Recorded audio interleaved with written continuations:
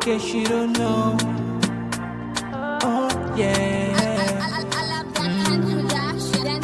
Whenever we pledge with love and loyalty to we sweet mamas alone. Now we all for come together as one. For tomorrow, now we go make alone. Anytime where you day, it no matter. Anytime where you go, it no matter. Anything you they do, it no matter. Oh yeah, it no matter. Now we for turn up Tanga one. Inside Sierra Leone, let one big family. Cause no place like home. In case you don't know, this not Komon-Tok. Where they bring information about Salon. In case you don't know, this not Komon-Tok. Where they bring information about Salon. For education, entertainment, political affairs. Tune in Komon-Tok. For education, entertainment, political affairs. Tune in Komon-Tok.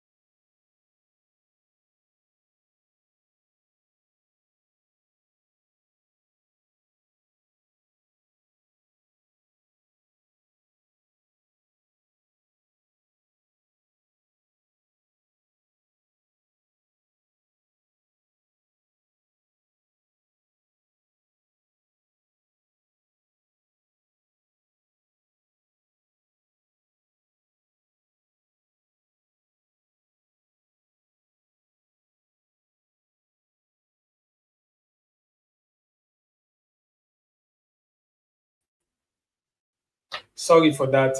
I think the mic be mute. Now nobody gets me clear. Once again, family on a cushion. I use this opportunity for welcome to yet another migration talk today. Today we to make so we there because of people away there in UK, people away reside in UK, people away they plan for Canada UK, and people them we don't they get unanswered, some unanswered question them when it comes to immigration in UK. We all can recall the last time we bring a white paper now, so what's in be this white paper for the benefit of the one that will not be meet up the program. The white paper now be a proposed laws them with the Home Office come with them, puts them together. They suggest say if they implement then laws then they or some of them laws then they go able for cut down migration. What in them mean for cut down migration? They want for make sure say they reduce the number of people them with the Canada this country.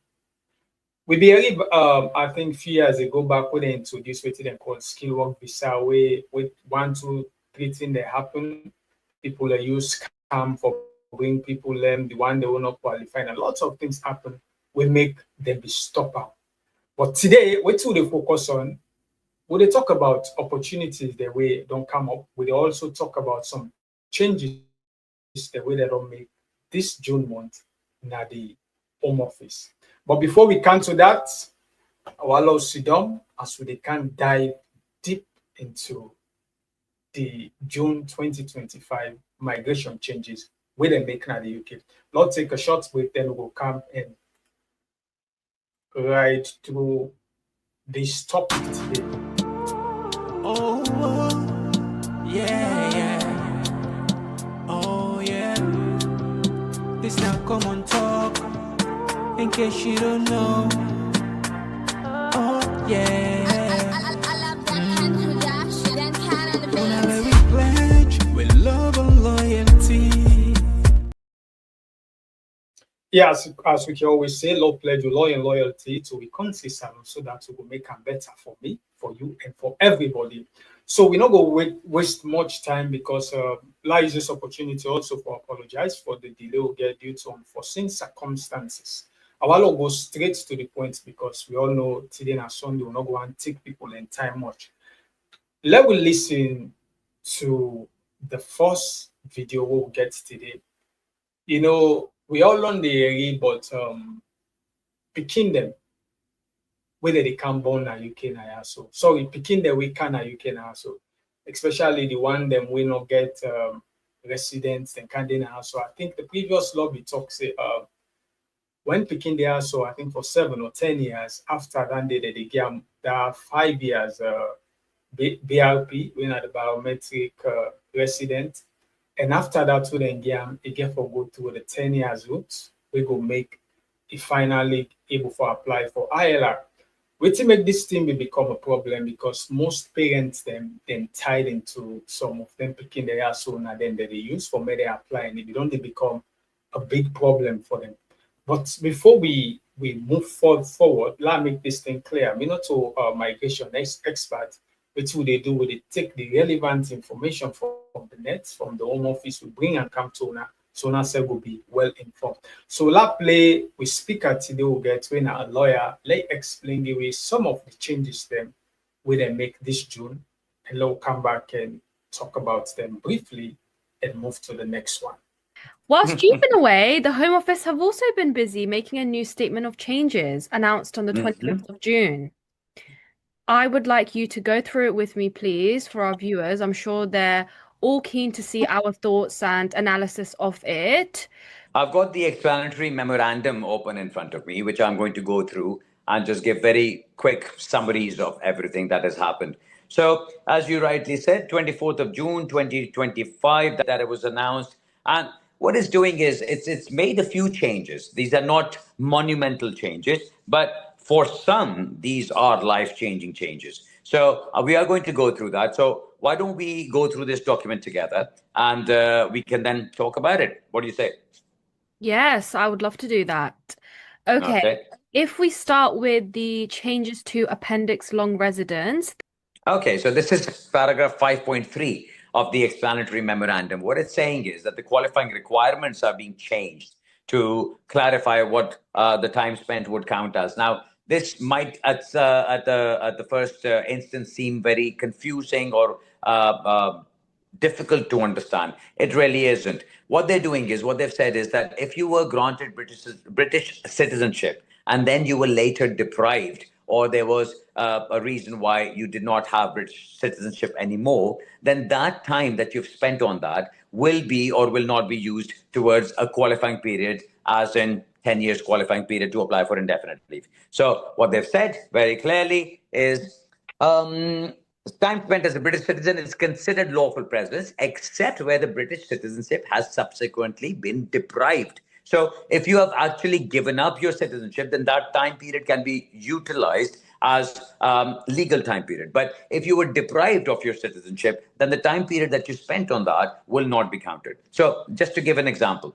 we recently did a case, and this was an appeal that we handled, where a family of four, they had come to the UK and they had claimed asylum. They had claimed under a different name, which was not their original name.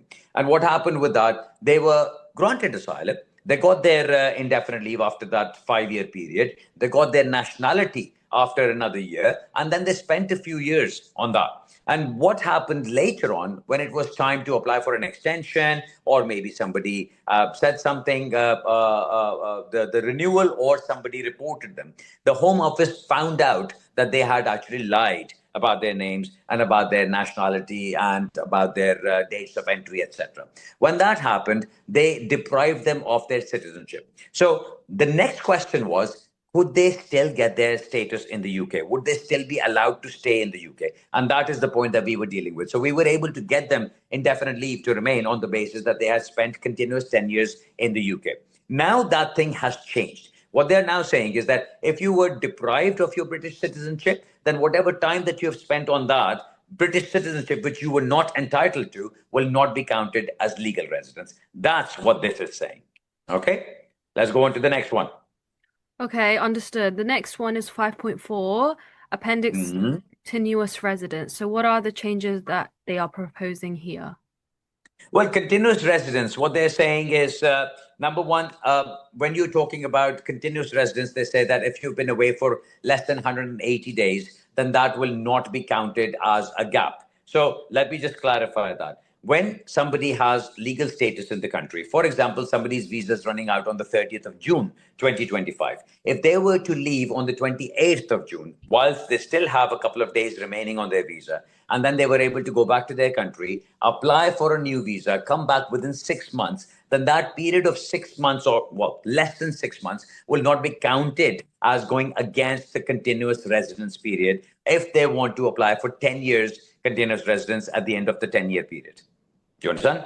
So Yeah. that's the point that they're making. The other thing they're also doing is that this is something which may not be relevant to a lot of people, but what they're saying is we will treat time with permission in the Crown dependencies, which is the Isle of Man, Isle of Jersey, and Guernsey, on a route equivalent to those in the UK as lawful presence. So these are the Crown dependencies where people, if they had spent time over there, that would not be counted towards legal continuous residence towards time spent in the UK. But now what they've clarified is that that is also included. It's generally, I'm happy to see that it's finally some bloody common sense coming into these rules. It's not any, like I said, life-changing or ground-shaking rules that they have brought in. What they've done is a lot of common sense things that should have been there, a lot of mistakes that had been there in the previous rules, and a lot of idiocies that were there, they have now taken those away. So this is one of those things. Obviously, if the UK is the whole of UK, then why can't you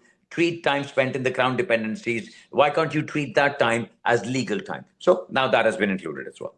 No, I totally agree. I think this is a good thing. It reflects a more unified approach within the common travel areas, immigration regimes. I think this would be very helpful for loads of people. Yeah, absolutely. And the big one is the next one. Go on to Yes, that. this is the next one. Changes to Appendix Private Life. So this is something that I've been going crazy about for the past many years, where I say that if somebody who came to the UK, spent 7 years in the UK before they turned 18, were then granted leave to remain, and then they were granted a route well, they were granted leave on a 10-year route to settlement. How does it make sense to expect that child who has first spent 7 years and then is now on a different route, and then you say to them, spend another 10 years? How is that making sense? So this is the common sense approach now that has been brought into this. So what they're now saying is that if a child came to the UK while he was still under 18 years of age, spent 7 years and got his legal status on the basis that he's still under 18 years of age, has spent more than 7 years in the UK. If the child has been granted leave, then after 5 years of having spent legal status in the UK, that child will now be able to apply for indefinite leave to remain. This is big. So let's go through this again. I'm going to give it as an example again. So somebody who was 5 years old when they first arrived in the UK, they spent 7 years, the child I'm talking about, the child spent 7 years in the UK. And then by the time he was 12, he got his leave to remain in the UK. Now that child has spent more than 5 years living in the UK with continuous legal status. If that child is now over 18 years of age, you can now apply. Maybe 5 years was not right. Maybe it should have been 7 years. So if that child now, who came at the age of 7, spent another 7 years, now got 14 years in the UK, and 7 years in the UK, is now 14 years of age, and now has spent another 5 years. Now he's 19. So what the Home Office was saying before this changes came in was that that child had to still complete 10 years in order to get indefinite leave. So in these changes, what they're now saying is that that child would be eligible for indefinite leave after spending 5 years legally. Now, people might remember who are interested in these things that those young adults, this was a concession that was introduced in 2021. It became part of the rules in 2022, where they were saying that if you had been granted leave under the private life route, only then you would be able to apply for indefinite leave. And when I say this, a lot of people listening would be nodding their heads because their applications would have been refused when they made applications for their children who had spent 7 years, then legally 5 years, and then they made an application for indefinite leave and were refused on the basis that they were not last granted leave on the private life route. Now, those children who were granted leave under the child route will also be eligible for this. So this common sense approach, thank God for that, has now come in. What they're saying is that even those children who were granted leave on the child route and were granted leave before 2022 would still be included in this. So those kids, those children who possibly day before yesterday could not qualify for indefinite leave will now be able to qualify for indefinite leave. So let me just clarify this and for everybody's benefit. If your child came to the UK, was under 18 years of age, spent 7 years living in the UK, got leave to remain on the basis of spending 7 years living in the UK, and has spent 5 years on that, and is now over 18 years of age, he will be able to now apply for indefinite leave. So that's one thing very good about it. Second thing, you also know the rules talk about the half-life requirement. So somebody who came to the UK and has spent more than half their lives in the UK, are over 18 years of age and still under 24, would be able to qualify for leave to remain. Now, again, my problem with that was somebody who spent more than half their life in the UK, you say to them, we'll give you leave, but on a 10-year route to settlement. How does that make sense? So now the common sense approach has come in, and what they've said is those children or those young adults who were granted leave after they turned 18, who had spent more than half their lives in the UK, if they have spent 5 years living with valid leave, they can now apply for indefinite leave without having to wait for the full 10 years.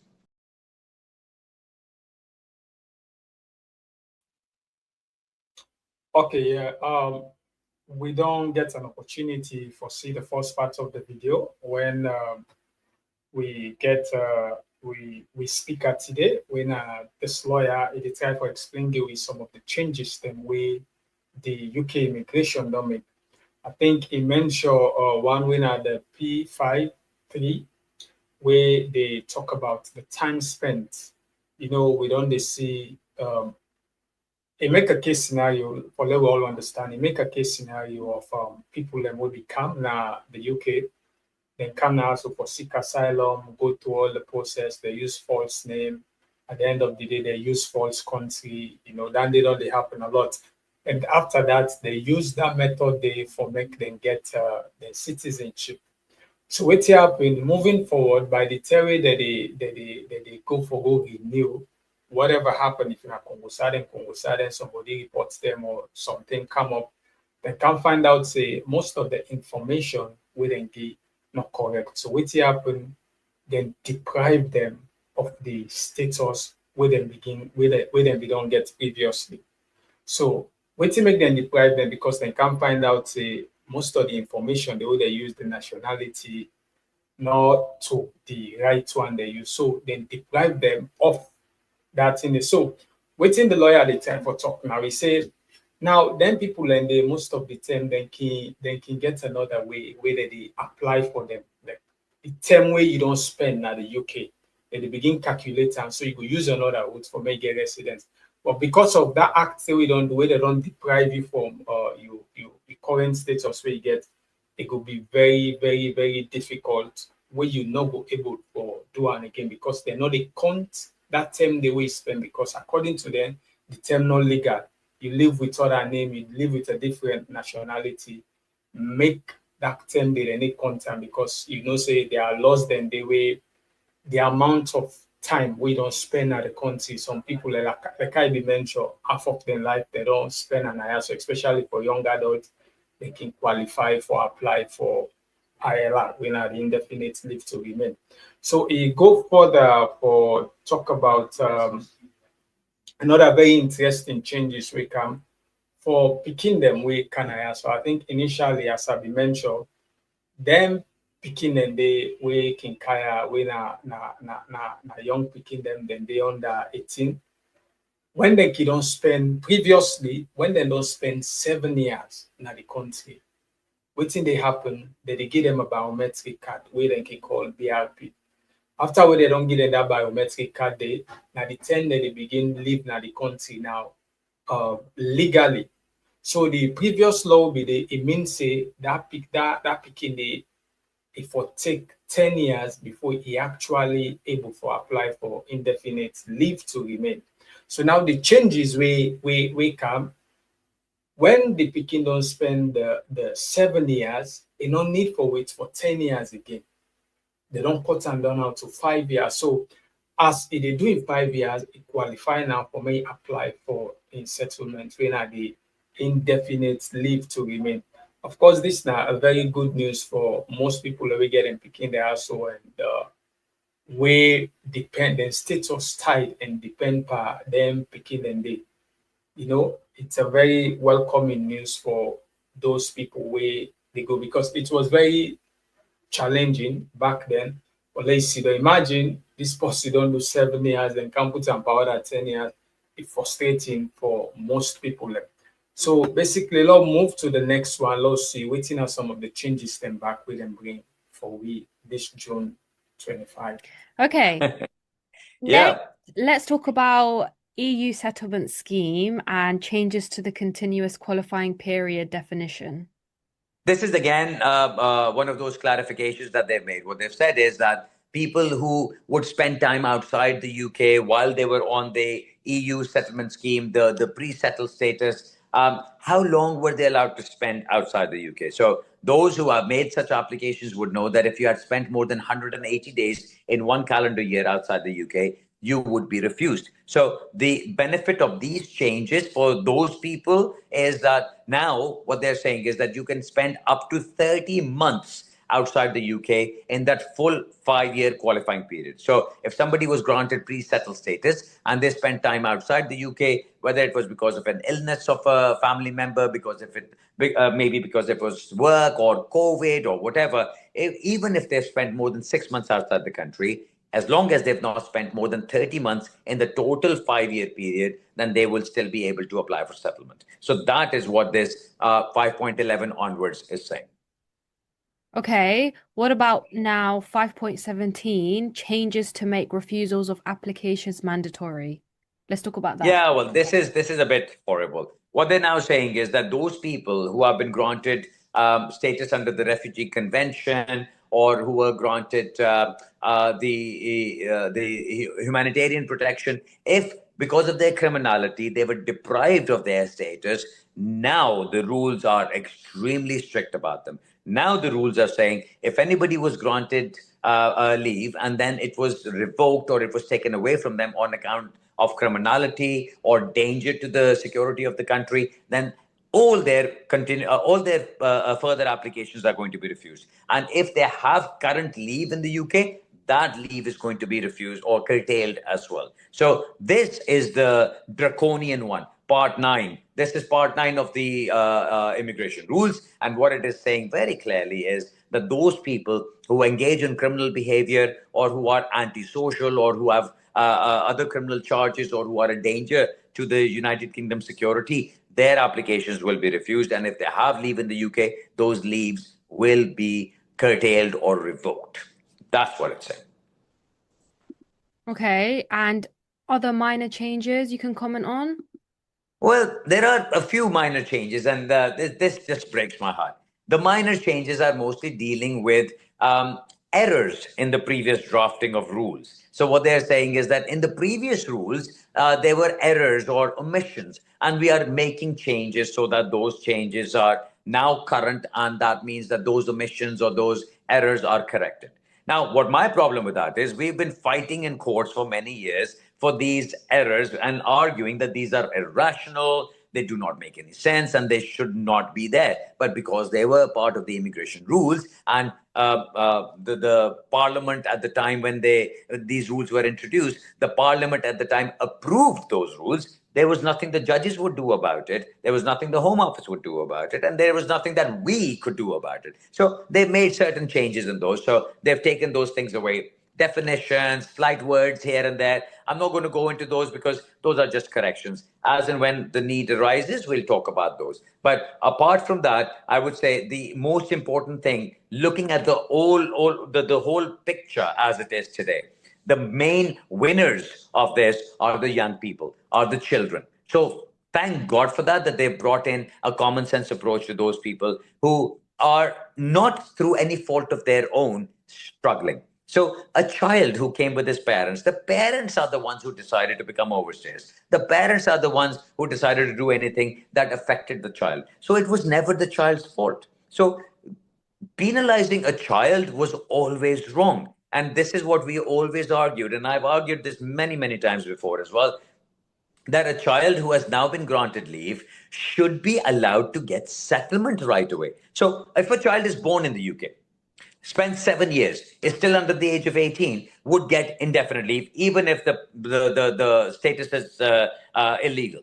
But a child who arrives at the age of, say, 6 months and spends 7 years in the UK will be granted leave on a 10-year route to settlement. How is that fair? So at least this changes a little bit. Now, that child who came to the UK at the age of 6 months, completed 7 years in the UK, got status on that basis, would be granted leave, and once that child has completed 5 years in the UK instead of 10 years, would be able to apply for settlement. So those children are the big winners. And of course, the young adults who spend more than half their life in the UK. Once they've spent more than half their lives in the UK and they're still under the ages of 24, then instead of having to spend 10 years to qualify for indefinite leave, they will now be able to qualify after spending 5 years, having spent half their lives in the UK. And this includes those people who were in the previous rules, meaning those people who were granted leave not under the private life route, but also the child route. So a lot of those refusals that people faced before can now become successful applications. So I believe we will need to make new applications for those people rather than expect the Home Office to correct their defects. I don't expect them to do that. I don't expect the Home Office to write to you and say, well, 3 years ago, we refused your child's application. Here we go. We are going to give you status now. I don't think that might happen. If it does happen, I'll be very happy. But if it doesn't happen, then you will need to make new applications. Yes, I can't disagree there. Okay, thank you, Mr. B, for this great overview. When do these changes actually kick in? Well, there are different dates for it, but for our purposes, these young children and the young adults, their changes come in on the 29th of July. So there are different dates for different things. We don't need to go into all of that because they become much more technical. For the main purposes, for those young adults and those children who want to apply for this, their changes will come into effect on the 29th of July, 2025. Okay. I guess that's everything. That is enough for today. Thank you very much. Yes. I know you've hunted me down even in Dubai to do this, but I'm glad you did because we hadn't done a video for a while. And these changes definitely require a proper explanation. So hopefully we've done that. Well, we don't get an opportunity for watch the other video. We don't see how the solicitor don't go through the new changes them bit by bit. You don't explain them. You don't give references for let we understand better. But let's go over some of the way will be important to we will explain and we all local language so that we will get a better understanding. I think if us talk about the EU settlement scheme, where they can give people in that pre-settlement. So the lobby previously say if somebody doing the term then give or let you reapply, if you take maybe more than 180 days, it means say the term they apply, then they refuse you because of the term we spend outside the country. But now we think can happen. They don't make them very simple and they don't adjust them in such a way that people will get that kind of settlement, the EU settlement scheme. It believes now you can stay out of the country during the period where they wait up to 30 months. Up to 30 months, then you can still eligible for you able to apply according to within the lawyer tell you.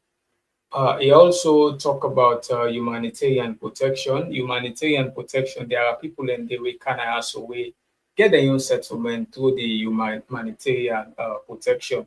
Where after we then don't give you the humanitarian protection, there are people in the way they engage in some criminal activities, they commit certain crime.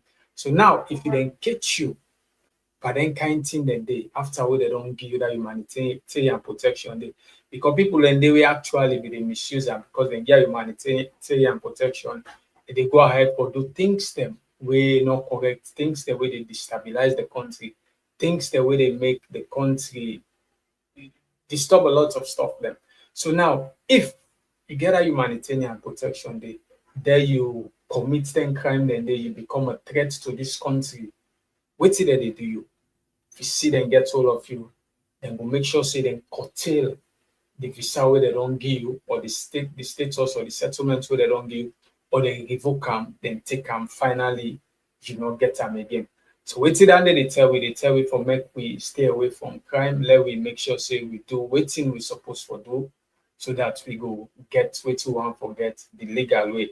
He also move forward for emphasize say the real winner them by these changes where they make now the young adults them the yes I think the young adults them and the picking them where for example a reference when some people maybe you count a 3-month-old picking, you deal with that picking it's a the picking they're not to them for undergo the suffering because of the parents and crime. You call that 3-month-old picking day, you call overstay, you can't then imagine when that picking they done 7 years before then still again another 10 years where they wait for before you will apply for the status where according to law you forget. Now they don't reduce them to 5 years. So we know say some of the parents then that picking the nine they can use as their shield for let they able forget their own status. So now instead of that picking they wait for 10 years, as the man likely say, it waits for 5 years. The same go to the young adults as well. So it go further for talk say most them way then some of them rules there so they start he mentioned say some of them will start on the 29th of July and the other one then get their own different dates up. So waiting at the reason we bring come this, say we get a lot of followers them at the UK and people and don't they ask a lot of questions about waiting they happen because now we all know say the operation with the government they plan how for reduce net migration. But not forget we get another important news okay for count. We know say that we don't stop the how you call them the skill work visa. That we don't stop at that care work visa actually. That we don't stop at when we know a lot of people in camp work na care home then they don't misuse them, the government don't vex say no, they put a stop and an end to them. But guess what? They don't bring other opportunity where they need other people them for Canada's country. But this time it changed. They need more professional them. And what they then do, they actually raise the bar to the requirements the way the people then get because they want now forget refined and qualified people them we go actually can get the impact where the government they expect say then people and they forgive now this country. So at this point, let we listen to some of the new updates we come in regards to within our just stop. Good news. UK opens new 5 years visa with relocation support starting autumn 2025. Amidst tightening immigration rules, the UK government has unveiled a promising new initiative to welcome highly skilled professionals. A fresh 5-year visa programme, supported by generous relocation funding, aims to attract global talent in science, technology, engineering and innovation. Backed by over £115 million in funding, this programme is set to begin in autumn 2025. The full version of this update is available on our website. Check the link in the description below.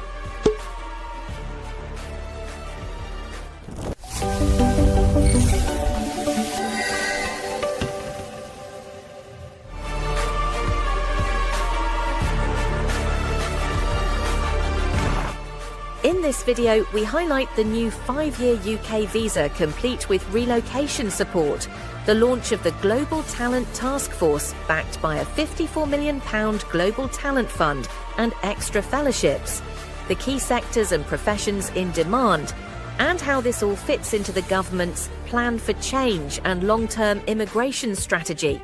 Watch till the end to discover how these initiatives could fast-track your career and open doors to a future in the UK.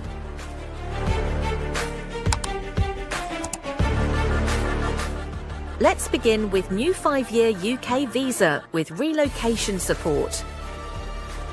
The UK is launching a new 5-year visa pathway designed for world-leading professionals in strategic sectors. The visa includes full relocation support for selected applicants and their teams. This scheme emphasises high-skilled migration, distinguishing it from general immigration restrictions. Next, we explore the launch of the Global Talent Task Force. A dedicated Global Talent Task Force will identify and invite exceptional researchers, innovators and entrepreneurs from across the globe. Reporting directly to the Prime Minister, this task force will collaborate with international networks to build a strong pipeline of qualified candidates.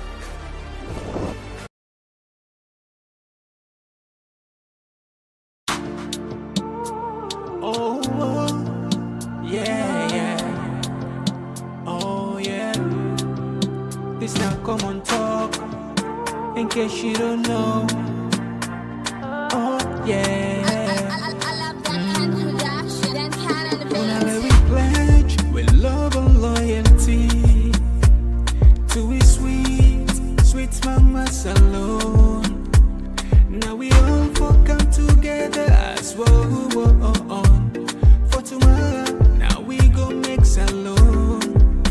Anytime where you pay, it no matter. Anytime where you go, it no matter. Anything you they do, it no matter. Oh yeah, it no matter. Now we for turn up Tanga one, inside Sierra Leone. Let one big family, cause no place like home. In case you don't know, this now Komon-Tok. Where they bring information about salon. In case you don't know, this now Komon-Tok. Where they bring information about salon. For education, entertainment, political affairs. Tune in Komon-Tok. Yes, we all don't see the other updates we come. I think this can do for replace the care work visa way be did. Where lots of people that don't come. This other one now they say na 5 years, which with relocation support. Of course, the government don't put boku money for this project according to the video where we just watched. And now they target professionals. Then you know it's like the type of educational qualification where they look into maybe another school living certificate. But now they look at people that we get maybe we get degree, we get masters, we get PhD, and when a professional and then fill them, especially in the field of science, in the field of tech, engineering, and also innovation. Because I think one thing where they notice the reason we make them keep bring come them visa there, so especially the care work visa, the impact to them we feel say it don't make that impact at all.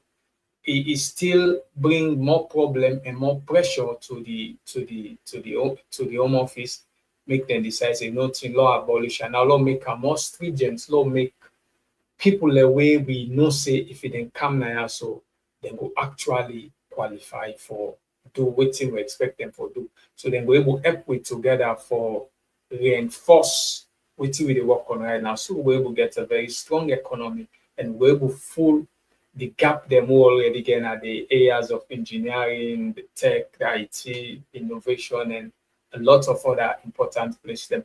So I think by autumn, we expect this project for start, and we start, it will be an opportunity for professionals, them what they out there in our salon and any other parts of the world, make them make use of the available available opportunity where they come for them, according to this video where we get. So you where they watch right now, make I just make this thing clear, yeah. We don't talk about the picking them way benefits a lot on this one. But annually, Sidomle expect say probably the Home Office will actually reach out to you back for say, okay, if then they don't reject you based on we meet the requirement.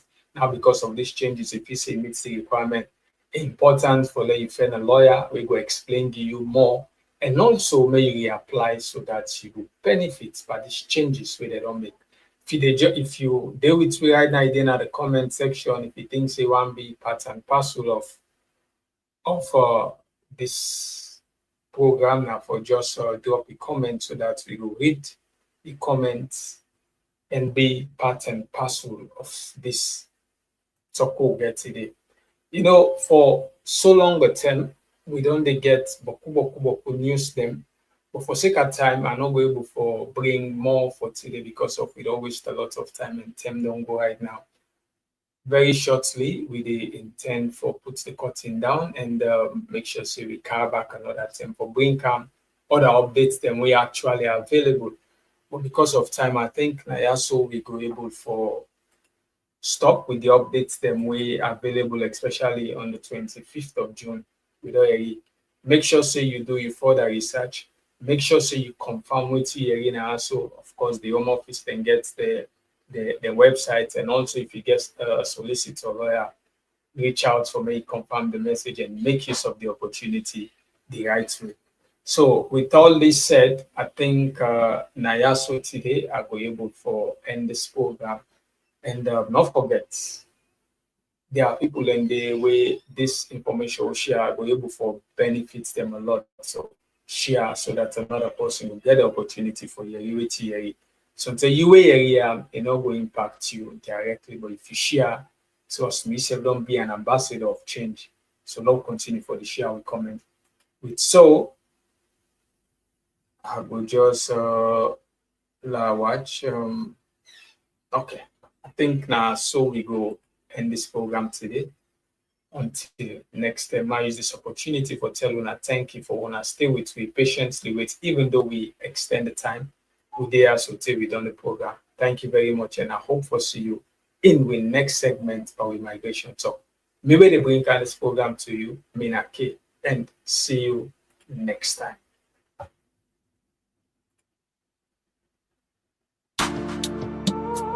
Oh, yeah. Oh, yeah. This now Komon-Tok, in case you don't know. Oh, yeah. Whenever we pledge with love and loyalty to a sweet mama alone. Now we all come together as one. For tomorrow, now we go make salon. Anytime where you stay, anytime where you go, anything you they do, it no matter. Oh yeah, it no matter. Now we for turn up Tanga one, inside Sierra Leone. Let one big family, cause no place like home. In case you don't know, this now Komon-Tok. Where they bring information about salon. In case you don't know, this now Komon-Tok. Where they bring information about salon. For education, entertainment, political affairs. Tune in, Komon-Tok.